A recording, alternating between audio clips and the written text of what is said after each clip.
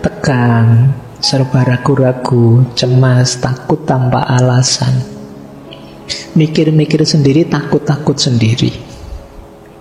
Jangan-jangan nanti ada ini, jangan-jangan gitu. Kamu jangan-jangan sendiri dan takut sendiri. Ayo kamu latihan, kendalikan dirimu. Kamu harus siap mental, siap material, siap sosial, siap spiritual menghadapi kesulitan hidup.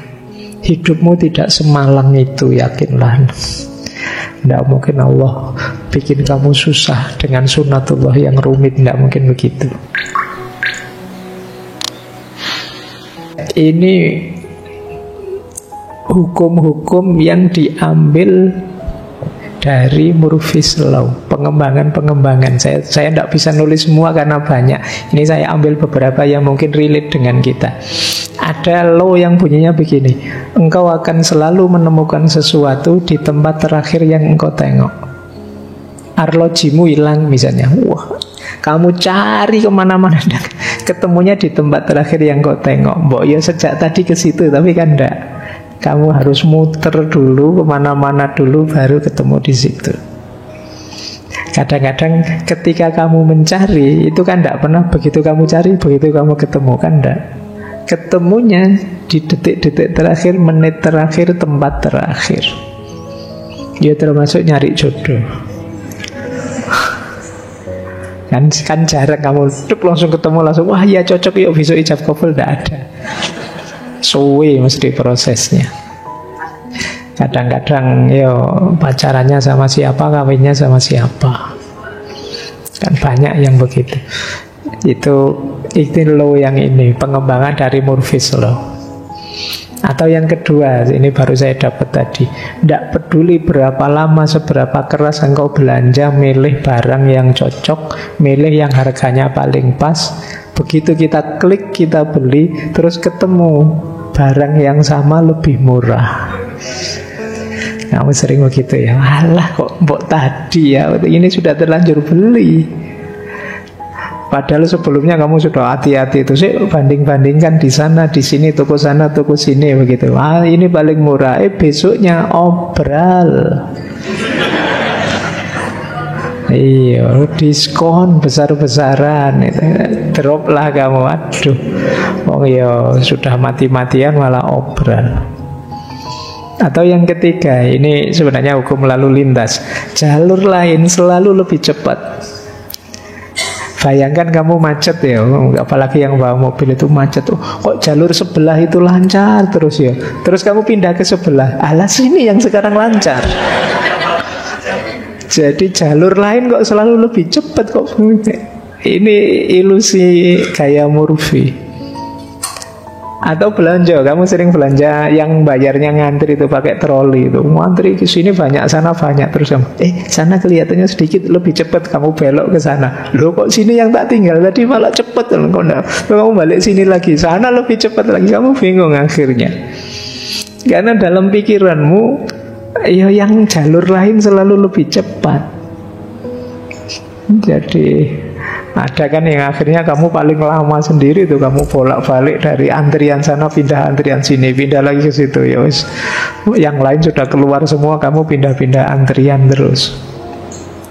Jadi jalur lain rasanya lebih cepat. Ini sebenarnya model Murphy's Law. Kamu merasa jadi orang yang paling malang di dunia. Itu pun begitu bayar terus, wah ini barcode-nya tidak ada mbak, cari yang lain saja. Kamu balik lagi. Nah, ada lagi yang keempat. Jika ada alat rusak terus diperlihatkan pada tukang reparasi, biasanya terus begitu kamu demokan di depan tukangnya, lancar. Nanti tukangnya pulang, error lagi. Dadak ngundang lagi, bayari lagi. Jadi mungkin keran di kamar mandimu macet misalnya, wah ini tidak bisa kita manggil tukang. Begitu manggil tukang, ini lupa macet, begitu kamu buka, lancar airnya. HP mungkin juga begitu, kamu bawa ke servisan, ini tidak bisa dipecet. Begitu sampai depan servisan, bisa dipecet. Nanti kamu bawa lagi, error lagi. Nah, ini ilusi modern Murphy's Law. Ya termasuk itu. Jika engkau memberitahu atasanmu bahwa engkau terlambat bekerja karena banmu kempes, biasanya besok kempes beneran. Padahal semula bohong. Itu permainan pikiran kita kadang-kadang begitu. Saya pernah ngalami pengalaman pahit sekali. Pulang dari dulu ada namanya desa binaan. Saya punya desa binaan jauh di daerah Kulon Progo yang naik ke atas itu. Pengajiannya seperti ini habis sisa, tapi kan selesainya sih jam 10:30. Cuma kan jauh lewat hutan-hutan. Jadi pas tengah hutan itu jam-jam 12 lebih sedikit. Itu pikiran saya, ini kalau ban bocor habis ini aku sudah mikir begitu saya. Ternyata ndak ada 10 menit setelahnya motornya goyang yut beneran bocor sudah di tengah hutan tengah malam. Itu pikiran itu kan ampuh kalau begitu kita berpikir negatif kejadian lah. Nggak usah tanya cerita selanjutnya bagaimana. Itu oke ya. Yang penting bisa kamu bayangkan lah ya, karena gelapnya di tengah hutan, tengah malam. Oke, ini gaya Murphy's Law. Hidup itu ternyata ketemu pahitnya saja, negatifnya saja. Saya baca lagi ada law yang menarik. Setelah tanganmu kena minyak banyak, hidungmu gatel. Mbok ya tadi pas tangan bersih hidung gatel, ini baru lagi udik-udik apa, wah hidung gatel. Jadi kadang-kadang kita akan begitu. Mbok ya tadi gatelnya jadi tinggal langsung garuk karena tanganmu sudah banyak uli, banyak kena yang masak juga banyak kena minyak. Ya selesai ya. Harus ke kamar mandi dulu, cuci tangan dulu, terus baru garuk hidung. Nanti kerja lagi, gatel lagi. Ya sudah. Nah itu yang ya kayak gini ya, kayak kita ngaji itu kadang-kadang saya ketika belum mulai ngaji tidak batuk, tapi begitu mulai ngaji batuk. Nah ini Murphy's Law. Nah ada lagi law yang unik. Alat apapun yang kamu pakai, kalau dia jatuh biasanya gelindingnya ke sudut yang paling sulit engkau jangkau. Jatuh deket sini aja kan tidak apa-apa. Misalnya kamu lagi makan gitu di meja, jatuh ke bawah meja, itu pun biasanya nggak cuma jatuh yang bisa dijangkau terus masuk, kamu harus dodok ngambil. Ini namanya Murphy's Law. Mesti masuk ke sudut yang susah, padahal enak saja kan bisa. Ada lagi hukum yang begini, kalau engkau salah pencet, salah nomor, itu biasanya sinyalnya lancar, jadi orangnya jawab. Ini siapa? Udah kok lancar. Tapi kalau yang nomor bener kadang-kadang sinyalnya seret. Ini Murphy's Law namanya. Jadi kalau salah sambung itu kita tidak pernah kok terus sinyalnya keblokir kah atau apakah, sinyalnya pas lagi lancar, tidak pernah sibuk. Tapi kalau nelpon beneran selalu sibuk. Ada lagi Murphy's Law. Ini ada hukum orang mabuk namanya. Kata-katanya orang mabuk itu kata-kata yang paling jujur. Loh, itu kan menarik. Jadi padahal mabuk itu kita menyebutnya orang hilang akal. Tapi kadang-kadang orang mabuk itu yang diucapkan jujur. Ini kan kebalik. Atau setiap kali kita motong kuku, ini contoh saja, tidak lama setelah itu kita perlu kuku untuk buka apa, untuk garuk apa. Jadi ini uniknya hidup ini. Rasanya hidup ini kok tidak ada yang pas gitu, susah saja. Ada lagi yang menarik, namanya law of retroaction. Law of retroaction itu ya hukum bahwa lebih enak minta maaf daripada minta izin. Minta izin sering dilarang, tapi kalau minta maaf gampang. Orang kan selalu disuruh maafkanlah yang luas hatinya. Jadi ya mending minta maaf saja. Kalau minta izin biasanya ditolak di awal. Pak minta izin ya Pak, saya mau ndak masuk kuliah. Loh ndak bisa, kamu harus masuk. Ya sudah, bolos wae, nanti minta maaf ya Pak, saya kemarin ndak bisa masuk karena ada halangan ini. Biasanya orang justru lebih longgar. Nanti ada airplane law. Airplane law itu hukum pesawat terbang. Kita itu biasanya pesawat, misalnya kita naik, yang pernah naik pesawat ya, yang belum dibayangkan saja. Kadang-kadang kan pesawatnya itu oper 2 kali. Nah, pesawat yang awal delay-nya lama, sementara pesawat kedua on time. Wah, jadinya kita lari-lari, jungkel-jungkel, susah. Itu aeroplane law dan unspeakable law. Segala setelah engkau menyebut sesuatu, jika sesuatu itu baik, tidak ada efeknya apa-apa. Tapi begitu buruk, kejadian. Itu seperti yang saya ceritakan tadi. Jadi, gini kalau tiba-tiba ada kopi, ada gorengan, ada enak ya. Itu kan enak, tapi tidak akan kejadian. Tapi kalau kamu membayangkan yang jelek-jelek, kejadian kayak tadi, membayangkan ban bocor lah, membayangkan apalagi kejadian. Beneran. Nah, ini namanya Murphy's Law. Baik.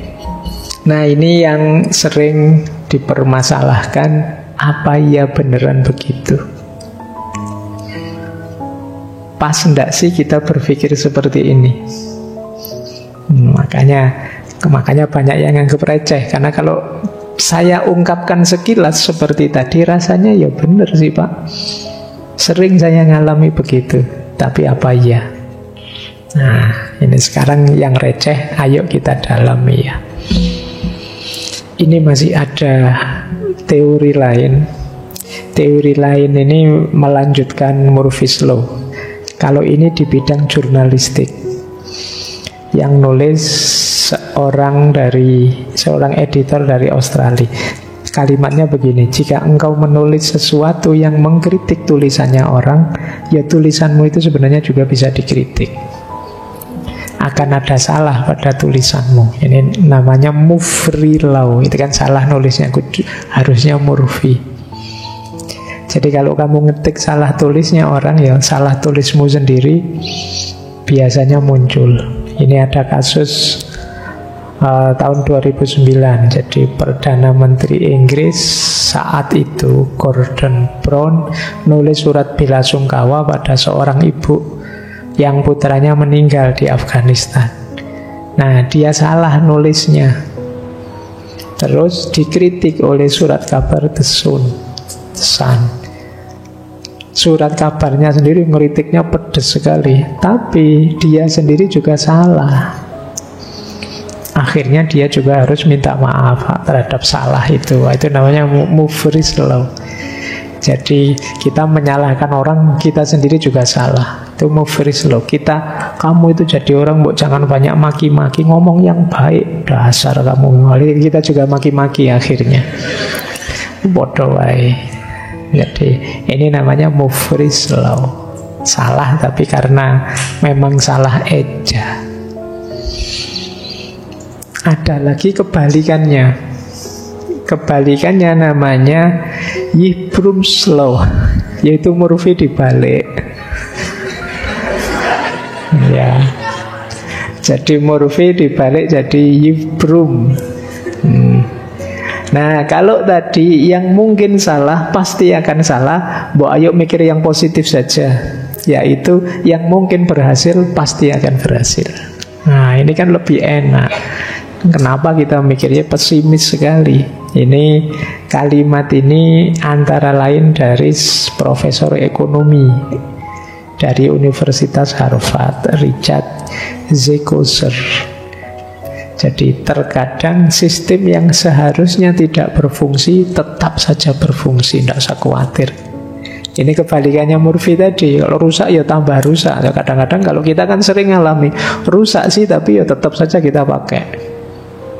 Radio apa laptop kok mati, wah enggak apa-apa lah, digebrak-gebrak sebentar loh nyala, akhirnya harusnya sudah mati tapi yo bisa saja nyala, enggak apa-apa. Itu namanya Yipbrum's Law, kebalikannya Murphy. Nah, saya enggak tahu teman-teman setuju yang mana, Murphy atau Yipbrum. Yang satu pesimis, yang satu optimistik. Apa buktinya Murphy's Law? Ini menarik karena Murphy's Law itu kan mikirnya kebalikannya. Murphy's Law itu tidak ada buktinya, tapi dia tetap benar. Kenapa begitu? Kalau kita coba membuktikan, buktinya mesti salah. Tapi begitu loh, ini dibuktikan tapi tetap salah, yaitu Murphy's Law. Dibuktikan benar tetap saja salah. Makanya Murphy's Law terus jadi tetap benar. Jadi dia tidak bisa salah. Itu kan, ini kalau di ilmu logika namanya tautologi. Jadi permainan perputaran kata saja. Tidak ada kenyataannya yang bulat di kata-kata saja kayak orang kampanye. Jadi kan ada itu kan contohnya tautologi itu begini loh. Misalnya dulu pernah saya contohkan ya, semua yang ada di masjid ini pembohong misalnya. Terus sampean bales, karena tak sebut pembohong tak terima. Loh, berarti bapak juga pembohong dong. Bapak kan ada juga di masjid ini. Oh iya ya, saya ada juga di masjid ini, berarti saya juga pembohong. Tapi kalau saya pembohong, berarti kan maknanya kebalikannya. Kalau saya ngomong semua di masjid ini pembohong, karena saya pembohong, berarti maknanya semua yang di masjid ini jujur. Tapi kalau semua di masjid ini jujur, berarti yang saya katakan tadi benar dong. Semua yang di masjid ini pembohong. Lu kan muter lagi. Nanti pikirin sebelum tidur, kamu lah bingung. Ini pasnya semua yang di masjid ini pembohong apa jujur Pak? Itu kalau kamu bulat itu tadi ruwet, tidak ada akhirnya itu. Itu yang disebut tautologi, permainan kata. Baik, ya sama kayak Murphy's Law ini. Kalau secara permainan ya tidak bisa dibuktikan salah dia. Begitu salah, ya itu memang Murphy's Law. Murphy's Law itu barang benar terbukti pada akhirnya salah. Tidak bisa dibuktikan pasnya. Baik, sekarang kita tidak di situ ya. Kita masuk ke dari Murphy's Law ini apa sih yang bisa kita pelajari? Yang pertama, banyak di antara kita yang mindsetnya seperti Murphy's Law tadi. Mikirnya jelek terus, yang negatif terus, nganggap hidup ini berat. Tadi ya, pesimis, kemudian fatalistik, kemudian tidak mampu mengontrol, mengendalikan diri. Orang seperti itu kadang-kadang penuh dengan tension, ketegangan hidupnya. Kalian kalau mengikuti Murphy's Law tadi kan, kamu selalu ini sebentar lagi ada bencana apa yang datang, kesulitan apa yang hadir, itu tension, kamu tegang terus. Dot itu ragu-ragu, mau apa-apa takut. Saya mau minum sih, tapi nanti kalau nggak cocok gimana, kalau nggak sesuai gimana. Tapi ya orang haus minum saja.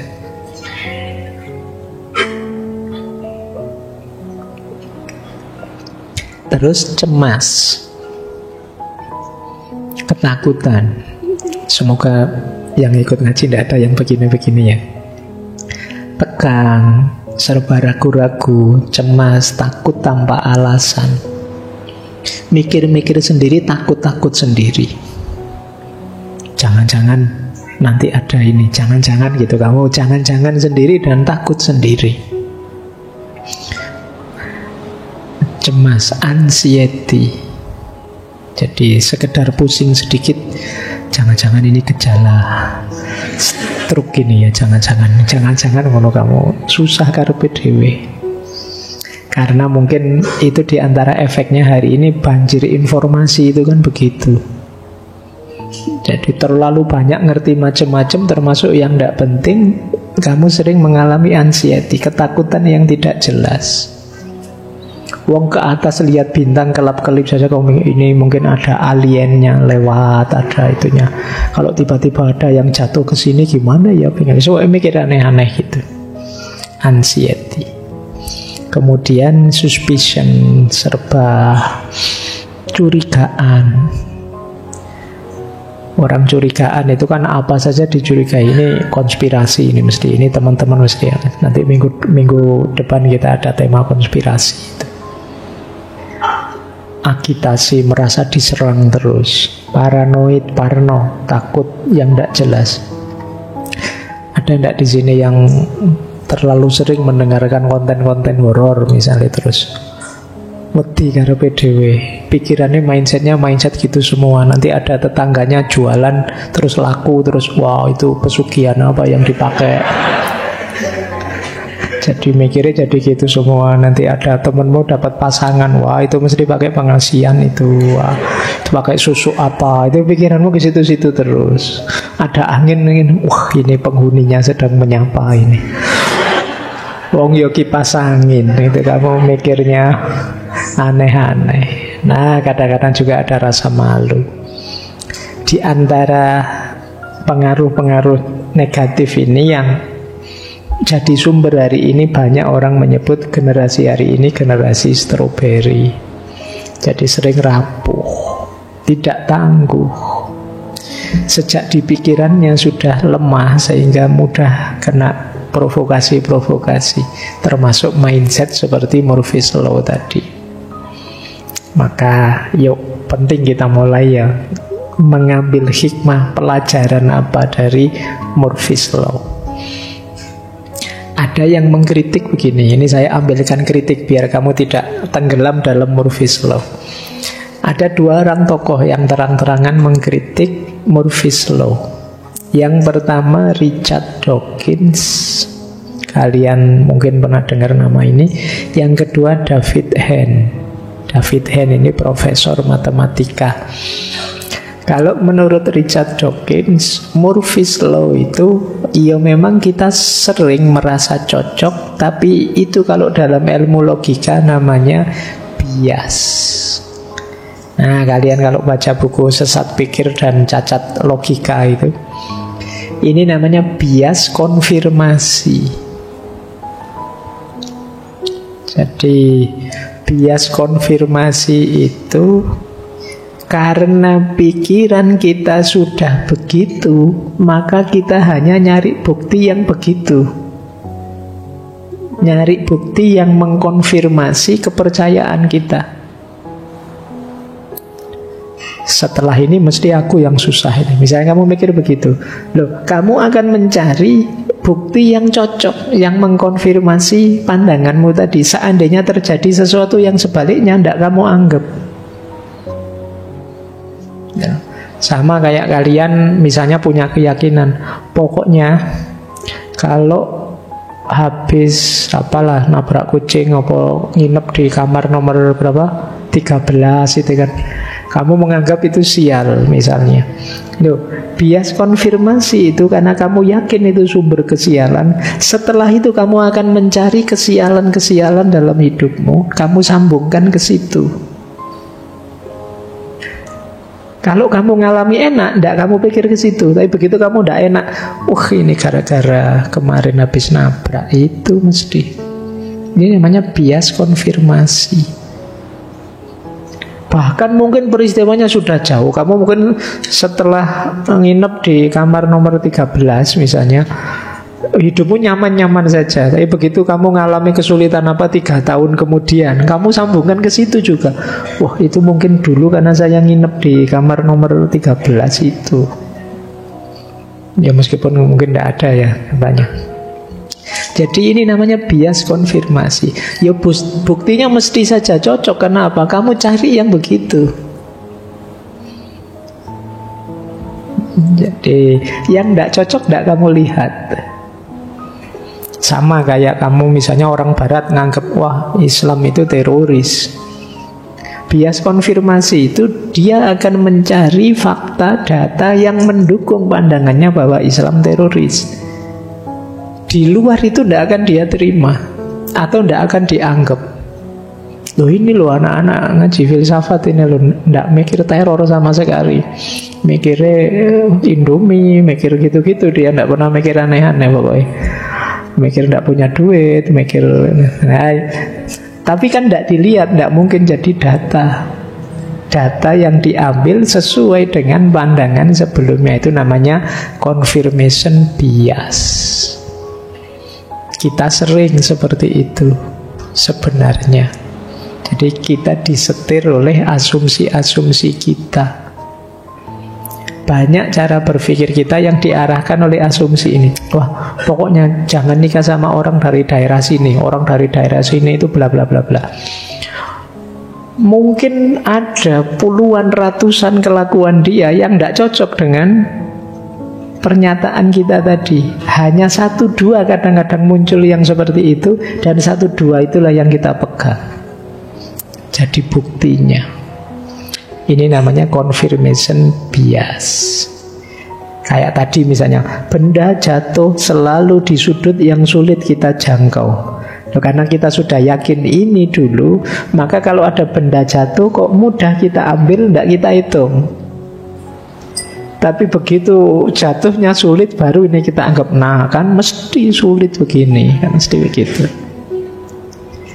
Kayak tadi, kamu merasa bahwa Pak, antrian yang pas saya itu loh mesti sulit, mesti lambat. Dan kamu kan selalu ingat-ingat yang pas sulit. Padahal ada kalanya mungkin saja kamu ngantri dan lancar. Tapi ini tidak kamu hitung. Yang kamu hitung yang pas kamu sulit saja. Ini yang disebut confirmation bias. Jadi hati-hati teman-teman ya. Dirimu, saya bilang tadi, disetir oleh pikiranmu. Jadi asumsi-asumsi yang ada di pikiranmu. Data dan fakta itu kamu milih sesuai kepentinganmu yang sudah kamu asumsikan sebelumnya. Itu yang disebut confirmation bias. Maka jangan kaget kalau sebentar lagi, mungkin sekarang juga sudah mulai, pendukungnya kubu sana, pendukungnya kubu sini, itu semuanya menunjukkan fakta. Hebatnya yang saya dukung, jeleknya calon yang sana. Semua akan begitu. Dengan model apa? Confirmation bias. Jadi kalau tokoh yang saya dukung mesti baik. Kalau pas ada jeleknya, tidak dihitung, tidak dilihat. Yang ditampilkan yang baiknya saja. Sementara kubu sebelah mesti jelek. Kok pas ada baiknya, tidak dihitung. Yang dikonfirmasi yang jeleknya saja. Nah ini sekarang boleh jadi bekalnya teman-teman ya, biar agak pinter sekarang. Jadi kalau ada orang bilang, loh ada faktanya loh, saya lihat sendiri loh. Iya, tapi faktanya dipilih sesuai yang sebelumnya jadi pandangannya, jadi aspirasinya. Fakta yang berseberangan, fakta yang berbeda juga banyak, tapi tidak diekspos. Mungkin teman-teman masih ingat ya, logikanya post-truth itu ada logika signing, priming, dan framing. Signing itu menggunakan simbol-simbol, tanda-tanda sesuai kepentingannya. Priming itu mengutamakan hal-hal yang ingin dia tonjolkan. Framing itu motong, mereduksi data sesuai yang dia butuhkan. Iya memang faktanya ada, mungkin ada gambarnya, ada fotonya, ada videonya, tapi dengan modifikasi tertentu sesuai kebutuhan konfirmatifnya. Jadi kritiknya Dawkins, ndaklah Murphy's Law ini hanya satu jenis confirmation bias. Hidupmu tidak semalang itu, yakinlah. Tidak mungkin Allah bikin kamu susah dengan sunatullah yang rumit, tidak mungkin begitu. Yang kedua, ada lagi istilah yaitu selection bias. Bias seleksi.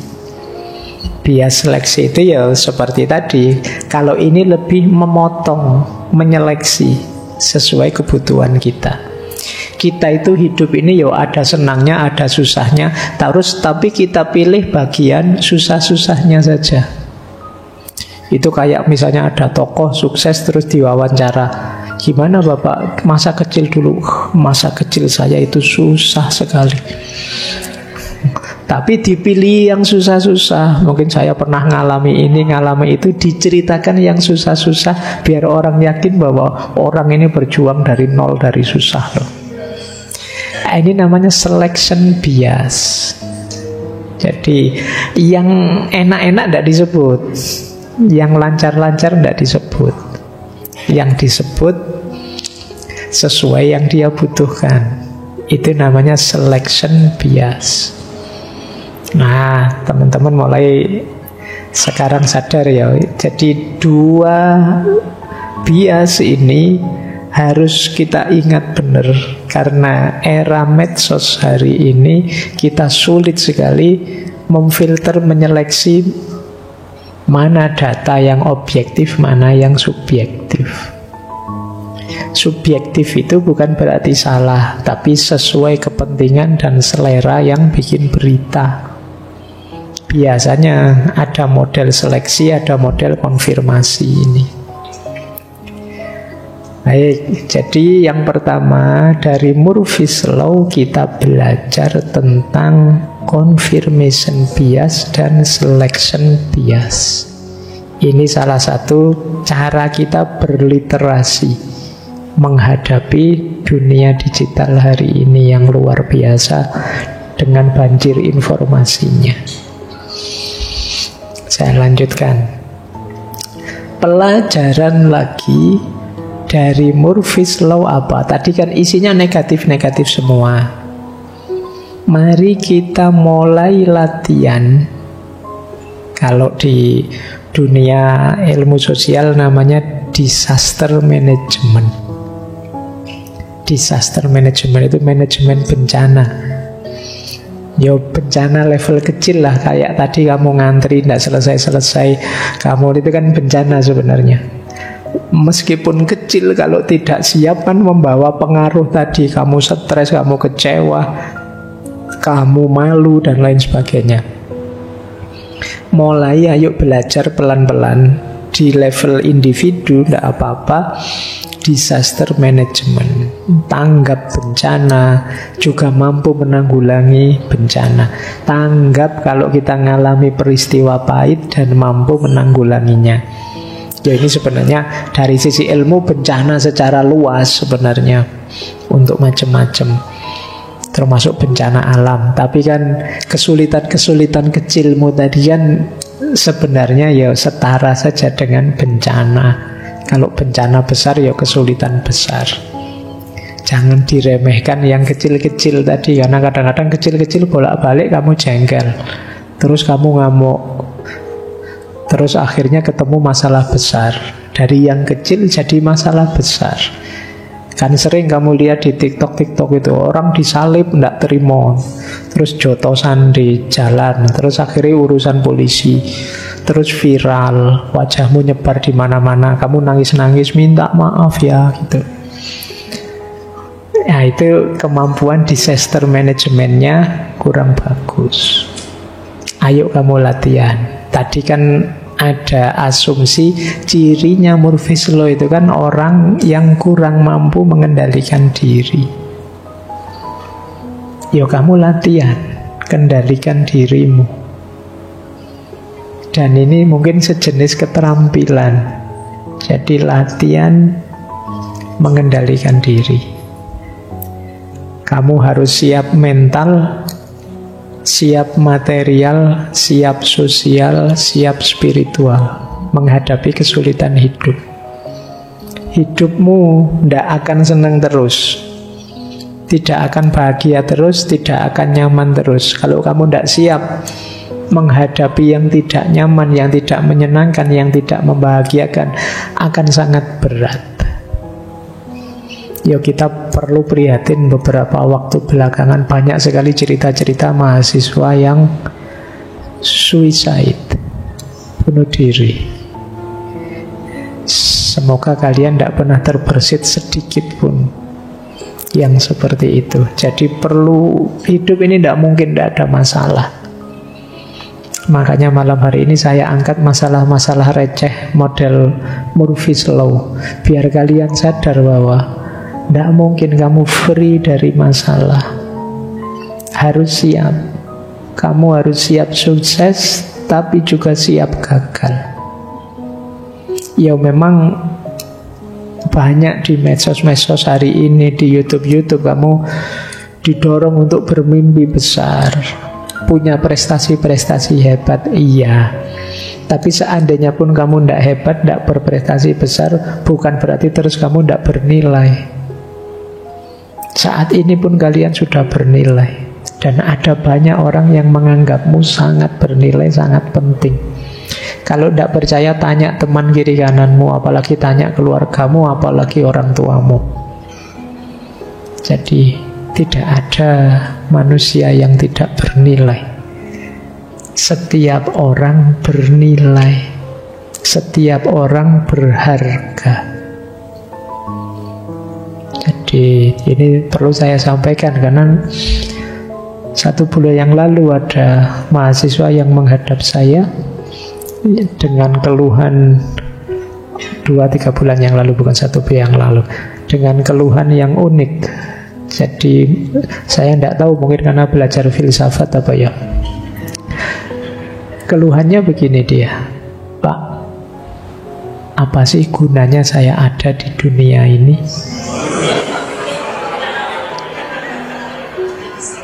Lah ya, Mbok yo sebaiknya ndak ada saja. Saya merasa ndak bisa apa-apa, ndak bisa memberi kebaikan apa-apa. Ngapain Allah itu menciptakan saya? Wah, itu ya, makanya ini mungkin karena belajar ini, itu kalau bahasanya Simbah saya dulu, ngono ya ngono ning aja ngono. Agak kejeron, kita dalam itu ndak apa-apa, tapi terlalu dalam negatif. Kalau sudah mentok, ya sudah berhenti. Pikiran itu kan dulu waktu kita belajar batas nalar, sudah kita deklarasi, pikiran itu ada batasnya. Maka, yo kalau sudah buntu, ndak ada jalan keluar, kamu sadari saja, oh iya ya, saya itu manusia. Tidak tahu segalanya, juga tidak mampu segalanya. Ada titik-titik di mana saya tidak mampu dan tidak bisa. Mungkin titik ini termasuk yang saya tidak mampu dan tidak bisa. Selesai. Kalau tidak begitu, terus jatuhnya kamu overthinking. Kalau sudah overthinking, hidup ini rasanya rumit dan ruwet saja. Kamu lupa bersyukur, kemudian lupa bahwa masih banyak tanggung jawab yang harus kita jalankan. Jadi latihan ya, paling tidak kalian coba bangun dirimu sendiri model disaster management ini.